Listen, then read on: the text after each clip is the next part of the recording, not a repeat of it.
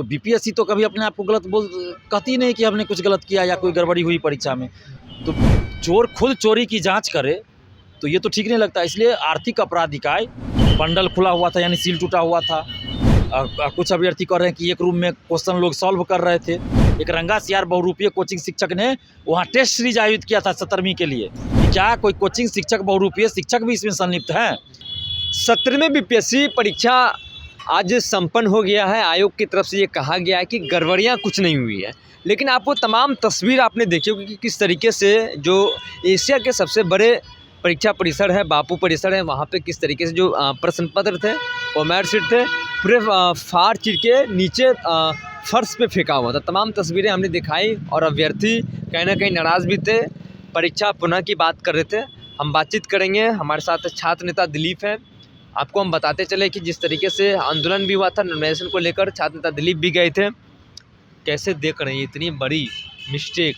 आयोग बीपीएससी कह रही थी कि सब कुछ ठीक है और अभी उन्होंने ये भी कहा है कि कुछ गड़बड़ी भी नहीं हुआ है। देखिए, बीपीएससी तो TRE 3 पेपर लीक के समय भी कह रही थी कि कोई पेपर लीक नहीं हुआ।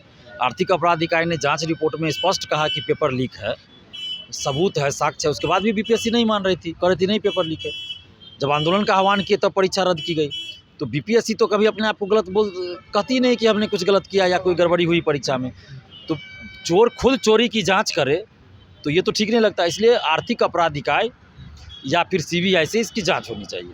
जांच की बात कर रहे हैं। जांच होनी चाहिए। 3 तरह की बातें जो सामने आ रही है उस बापू परिसर परीक्षा केंद्र पर, कि एक तो बंडल खुला हुआ था, यानी सील टूटा हुआ था। कुछ अभ्यर्थी कह रहे हैं कि एक रूम में क्वेश्चन लोग सॉल्व कर रहे थे और दूसरे रूम में मना किया जा रहा था कि अभी नहीं सॉल्व करना है, जबकि समय हो चुका था।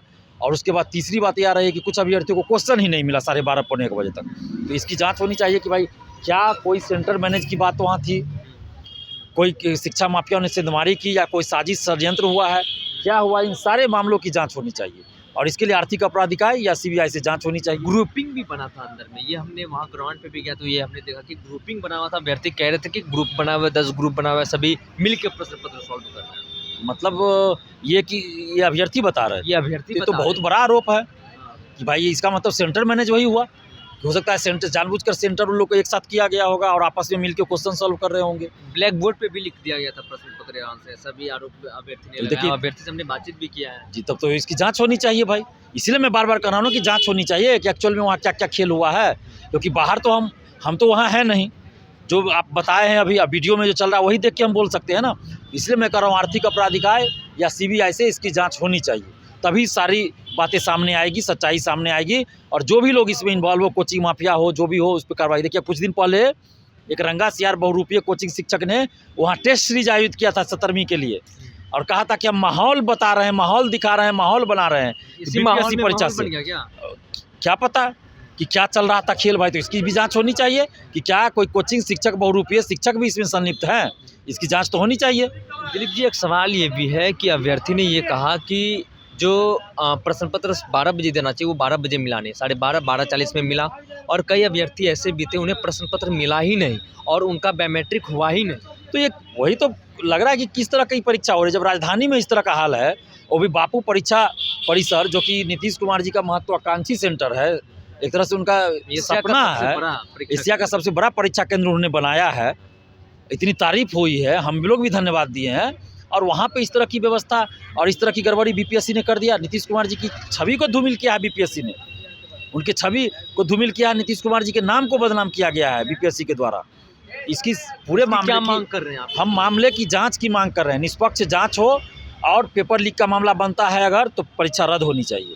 आगे आंदोलन के भी आप आह्वान करेंगे फिर से? देखिए, अभी अभ्यर्थियों से हम बात करेंगे, पूरे मामले को और जानेंगे, देखेंगे, उसके बाद इस पर हम आगे जो भी होगा। कल ही हम जेल से निकले, आप लोगों को भी पता है, कल इसी समय शाम में जेल से बाहर आए हैं।